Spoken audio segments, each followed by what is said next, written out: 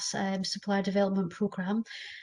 What I'm going to do is just show you a little bit about the mechanics of applying for this tender, and also just a few tips on on when you're actually responding to the tender and what to put in your responses.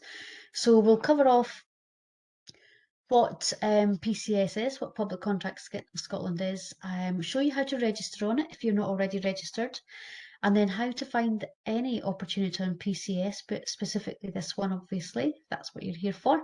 And then NHS have decided that they will also use another website, which is called PCST, Public Contracts Scotland Tenders.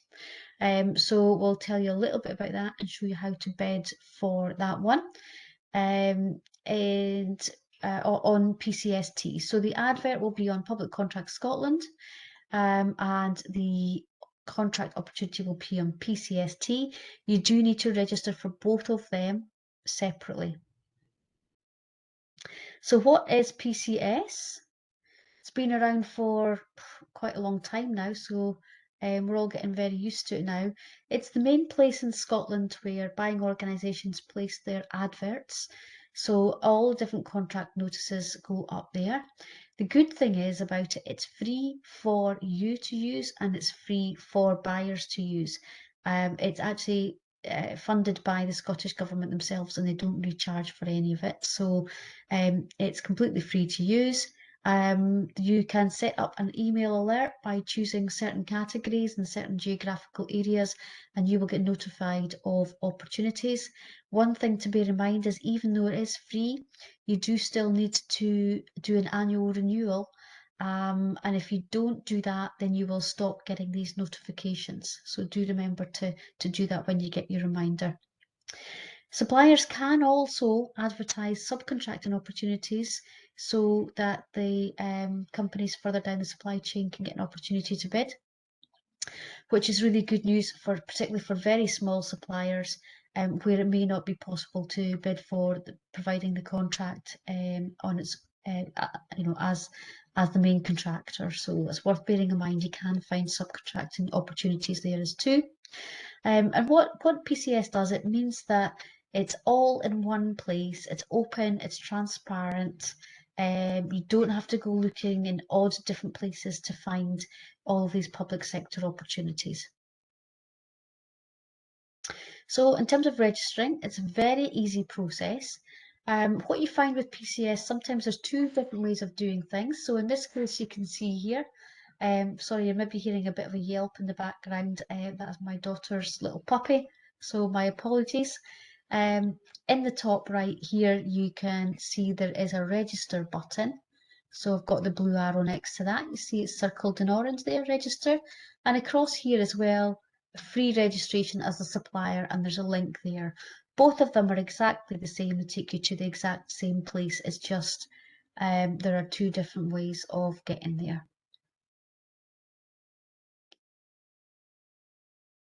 So what you would do when you click on that link, there's three different options. You would be registering as a supplier, so you click on that dark blue box, and then you takes you to the next page, and here you'll see it's just an online form and it's basic information about you and your company. So you put all that information there. If you are third sector, this is purely just for information only, then you can click that. When you're creating your account information, if you are a small organisation like I am, it's just me, then it's okay because I'm the only one that will be checking the mailbox. But if there's more than one of you, and especially if you're a big company, then I suggest that you set this up as a tenders at or info at or inquiries at or something like that, where there will be eyes on that mailbox on a daily basis. If you set it up, there's no limit to how many people you can set up on PCS, but the difficulty is when the buyer is looking at that and they want to maybe send out a quick quote to you, then they'll see the supplier name, but they'll also see 3 or 4 different people. They won't know who to send it to, and they may just send it to the first one on the list, and that person may have left the organisation.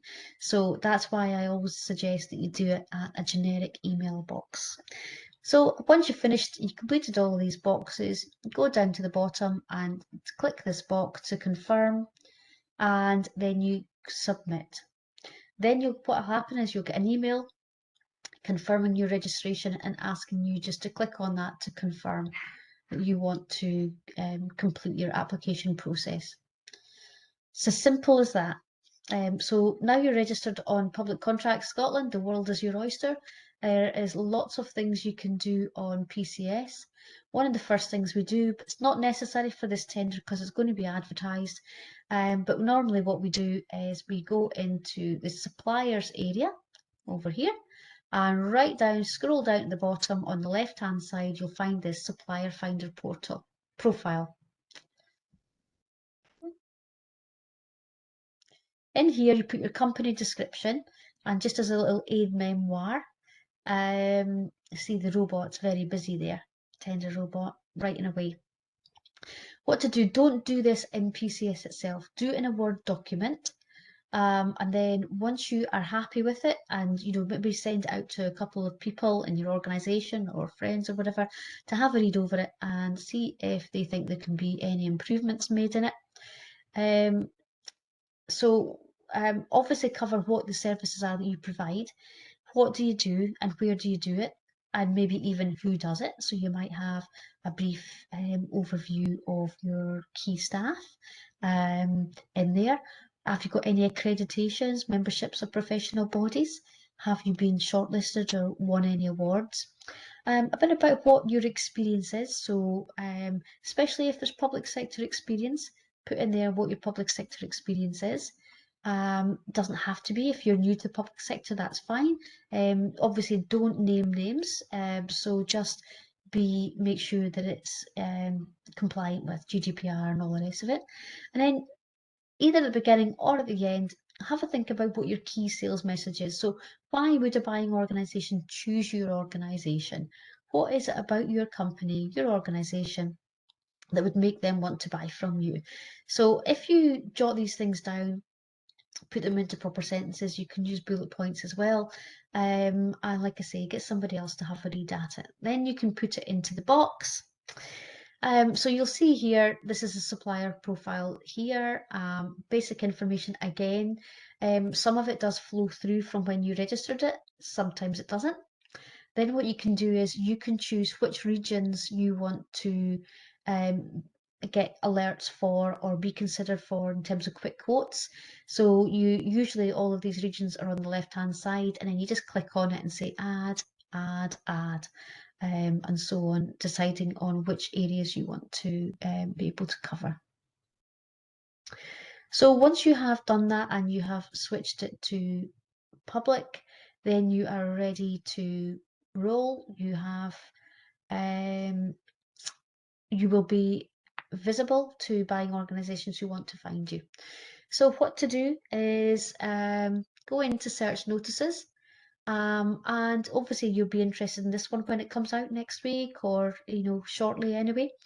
And in the meantime, if you want to, you can go into PCS and you can have a little play around.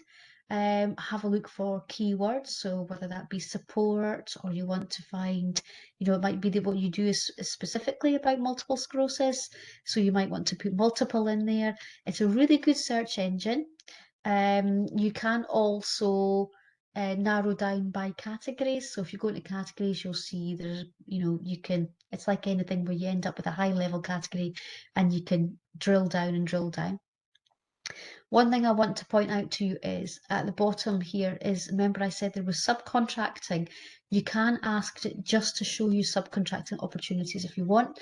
The other thing that's very handy to note is that there's include archived contracts. So if you happen to be looking for an older contract, then remember to tick include archived, otherwise it won't show up. You can filter on different notice types as well. So in this case, you would look for contract notices, and then you click the bottom bit here, search notices.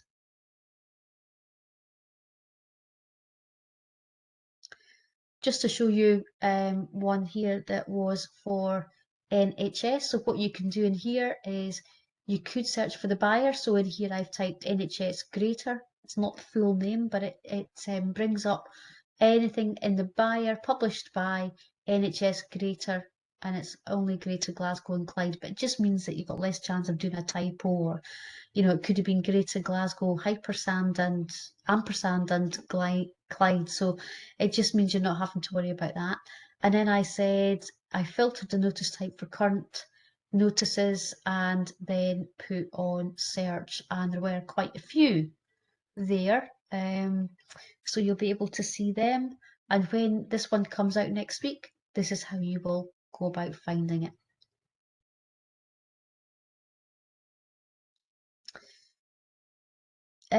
So the buyers in this situation, they have decided they're going to use PCST, Public Contract Scotland Tender. And you will see that in the contract notice, in that at the top, it will say here that the buyer is using PCS tender to carry out this procurement exercise. This is a separate website, and if you're not already registered, you'll be required to do so. So what you can do is you can either click on that link, or if you're already registered and you have set up your one single sign-on, then you can access it via Public Contract Scotland via a little link at the bottom. But what I generally do, it depends if you've got two screens or not, but if you don't have two screens, just jot down project code and the number, and that it's an ITT. That's important, that it's either an ITT or a PQQ. So in this particular one, this is not the one that we're talking about today because it's not been published yet, but this is a typical notice where they are using PCST.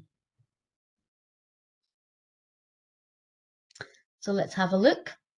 So we've now switched into Public Contract Scotland Tender. This is a completely different website. It's where all some of the tendering is done if the buyer chooses to use this option. So in here, I've highlighted in yellow the ITT, because that's what we were told to look for, that it would be in ITTs. So basically you click on ITTs. When you click on there, what you'll find is this long list down here at the bottom of all of the tenders that are available and running. You only want to look for whichever code is that comes up. So in this case, you click on this drop down box and choose project code, and then you click on this that says contains, and then put the number in. And over on here on the right hand side, you'll see there's a search button. So you click on search. Then what will happen is the actual project code with that number on it will pop up, and you click on that and you then get to the actual tender itself, and this is where you then express interest. So the good news is that once you've done that and you've searched for it and you've found it and you've expressed interest, two things will happen. One is that when you go to your ITT section, you can go to My ITTs and it will appear in there. But not only that, you will start now to get messages from the buyer because they know that you're interested in it. And by expressing interest, you will get up-to-date messages coming through to your organisation. When I go into live, I will show you some of the functionality within PCST as well. When you are then starting, so that's basically the nuts and bolts of which buttons to press and all the rest of it to actually get to the documents. Once you have got to the documents, it may well be that there are some documents there in the attachments section for you to download. What to do is download them, have a good thorough read through of those documents before you do anything else. When I'm doing that, what I do is I make a note to the side of what all the key information is. What do I need to complete? Are there any instructions on font, word limits? What's the closing date for questions? And not only the closing date for tender, but also the time that it closes. Make sure you don't make the mistake of thinking it's 12 o'clock midday when it's actually 9 a.m. or something like that, and actually missing the closing date, because it's really important that you follow these instructions. Also, make sure you read the specification. If there's anything in there that you think you need to maybe consult on within your organisation, then make a note of that. Also, there might be something there that you don't think is very clear, in which case, please do ask a question, and we'll come on to that later on. There may well be an SPD in there, a single procurement document, and sometimes it's When in PCST, the good thing is that once you've done a single procurement document, then it automatically fills it in for you the next time you do it. So if in case, just have a read through it just in case there's anything that's changed. But most of it will be done for you the second time that you go in. Okay.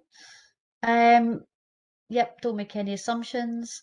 Once you have completed all of the questions in PCST, once you get used to it, it's not easy to get used to, I have to say, but once you are used to it, it's actually quite good because it's individual questions, and there's a red asterisk beside questions which are mandatory. It doesn't basically let you submit unless you've answered all of the questions, so that's quite reassuring, really. But once you've answered all the questions, uploaded any documents that it's asked you to upload as attachments, and you save it as you go. Save, save, save, constantly save it. It logs you out far too quickly, I think. So always just save it as you go. And then lastly, just remember to submit it. My advice is do not leave it till the day of the submission. For example, today, I've got problems with my internet connection. And so I've actually had to go somewhere else to do this webinar today. If I had had a tender deadline today, I would have been having canaries basically.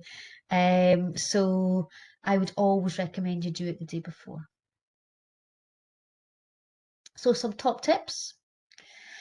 These may seem really obvious, but it's a good idea when you get hold of these slides to maybe print off these pages and keep them beside you, just so that you can keep glancing at them and saying, am I doing all of this? Because it's just dead easy. In the heat of the moment, in the panic, let's face it, of doing a tender, because it is quite a scary process to go through, then, you can forget sometimes the basics. So reading the question is really, really important. And depending on how long the question is and how many pages and all the rest of it, there's a technique called shredding the question. And what you do is you take the question, you copy and paste it into the answer space, and then you literally shred it down into sections, and they then become your headings. And if you do that, there is no chance that you will miss out a bit of the question. It's the top way of losing points in a tender is not to answer every single aspect that is covered in the question.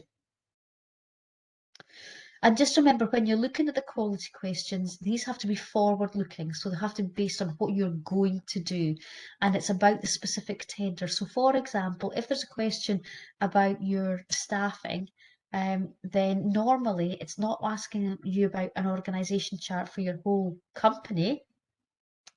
It's about what is the team going to be that you're going to use on this contract? What are their names? What are their skills, qualification, experience? And what is their role and responsibility going to be in the delivery of this contract? So very much forward-looking and very specific to this tender. If there is a word or a page count, then do use the full word count. Anytime we're doing tenders, sometimes you start off thinking, how on earth am I going to get to 1,000 words? And before you know it, like, oh, how on earth am I going to pare this back to just be 1,000 words? So if you're finding yourself getting a little bit stuck on not being detailed enough, then ask the so what question. So for everything you write, think, so what? Why am I telling them that? What does it matter to them? And then think about features and benefits. So that means you're not just saying what it is, but also how, and why. Once you've done that with a few bits and pieces that you've written, you'll find that you start to almost multiply it by 2 or 3 what you would have previously written. And what that does, it adds depth to your response, and builds empathy and also confidence that you can deliver. Always write in a positive language. So if there is, it's dead to say we can do this, however we can't do that. Try and find a different way of writing it so that it's actually much more positive, and also write in an active voice. So depending on how this might go against your natural way of writing. So sometimes what you might have to do is write it in your natural way and then go through and look at this slide and say, how do I change this around again? See what evidence you've got. So, for example, testimonials, little examples, small case studies, screenshots, photographs, key performance indicators, customer feedback, anything you've got, start to gather that now before the tender comes out. And these are things that you could possibly slot into your response. If you can evidence what you're saying, it really does elevate your response. Mostly they'll say they don't want appendices, and they won't want things that they haven't asked for. So don't put in like brochures and things like that. Try to get it all into your response. And once you have done something, I feel it's very much like doing a painting. I can't just get it right first time. I'll do something, I'll mull it over, I'll not think about it for a couple of days, come back to it. And in that time, I'll have thought of more things that I want to add. I'll have thought about things, different ways that I maybe want to phrase things. So leave time for yourself to do that and allow it to stew a little bit. And then definitely get somebody else to read it. And ask them to be critical. You don't want somebody, there's nothing worse than getting a reviewer and say, oh yeah, it looks good, looks great, lovely, well done. You actually want somebody to say, well, what does that mean? What does that mean? Why are you saying that? That doesn't make sense. That sentence doesn't read very well. That's the only way you're going to improve your response. And lastly, do submit. Here is a sample question for you where you can see the way this paragraph is written. There's a lot of ask in there in terms of lots of things that we want you to cover. So if you have got a question like that, if you take that and break it down into headings, the shredding, you'll find that you get these response. This is your headings. Now that suddenly is a lot easier to respond to because you've done what I call chunking it down. When you chunk it down, you can then take each individual heading and start to populate. Now, you might want to do a bit of a content plan in there where you've literally got bullet pointing the sort of things you're going to put in there. And then once you have done that, then you can beef it out a bit and expand on it. But you'll see immediately just from that paragraph how difficult it was to sort of get into it. And then immediately by shredding it, you've suddenly got a lot better idea of what to do. So I said when we get back to asking questions, when you ask them, do remember that everybody will see the questions and answers, but don't let that put you off. They will not know who's asked a question, so don't worry about that. And the main thing is that if you think something's not clear or you don't understand, chances are others won't either. So don't feel bad about being the first one to ask a question. And if the response you get back doesn't help you, ask again. Just keep asking until you get what you need. It's really important that you understand it fully. So just in PCST to show you where this is, up here on the PCST's kind of tabs, you can see these tabs, two main tabs are ITT details and messages. And then within those, so this one's actually on ITT details, and then we see within those there's different tabs there as well. But for asking a question, you go into the messages section. Just quickly to go back to PCS, just so that you know, there is a section in there for alerts. So when you get your email alerts, you can check back.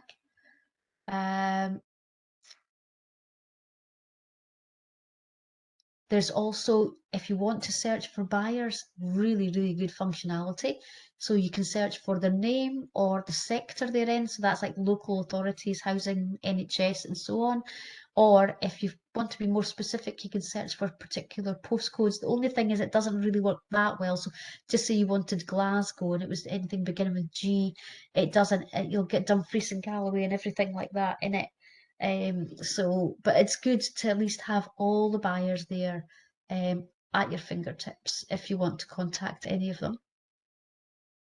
There's also a section called information and support, and in there you'll see there's down at the bottom here forward plan, which gives you information on all the different frameworks which are out there.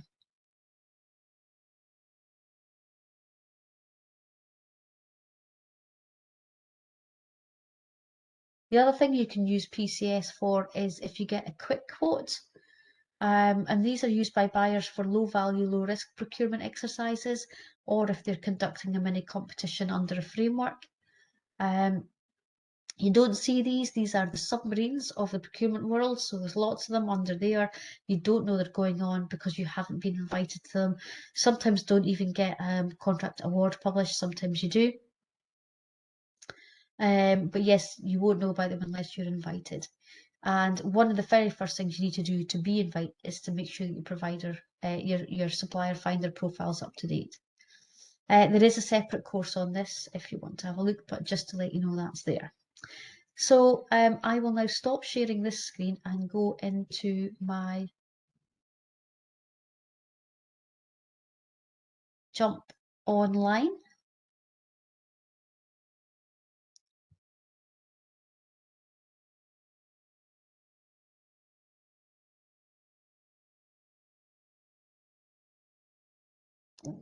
Okay, so if I share, hopefully everybody's still there.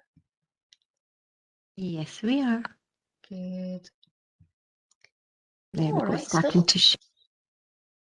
There we go. So this is us live in PCS, and I'm just going to check if I'm not logged in, but it doesn't matter, you can still search, but I will log in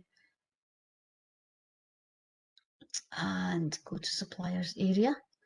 So in this case, what I'm going to do is I'm just going to search for a notice I know is you going to use PCST, and it was a framework and contract opportunity.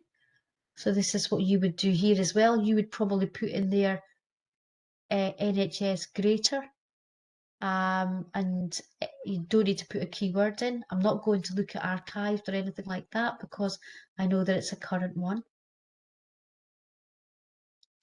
So I'm pretty sure it was this one. Oh no, it was that one. There.